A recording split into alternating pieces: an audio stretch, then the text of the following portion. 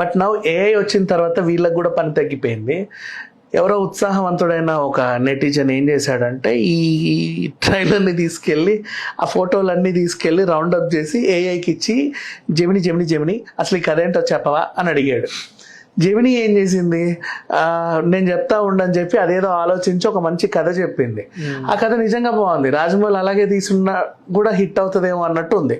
మరి రాజమౌళి ఎలా తీసినాడో తెలియదు, కానీ జెమిని చెప్పిన స్టోరీ ఏంటంటే రుద్ర ఇతనేమో globe trotter, time trotter, adventurous, మన దీన్ని ఏమంటారు ట్రెజర్ హంటర్.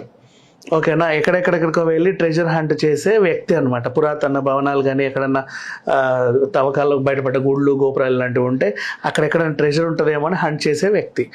దేవుడు అంటే నమ్మకం లేదు, పేరు రుద్ర. నెక్స్ట్ కుంభ, ఇతనికి దేవుడు అంటే చాలా నమ్మకం. ఎక్కడన్నా పురాతన దేవాలయాలు అవి ఉంటే వాటి రహస్యాలను ఛేదించాలి, అక్కడ ఏమైనా శక్తులు ఉంటే పొందాలి అని ఆశపడేటువంటి వ్యక్తి.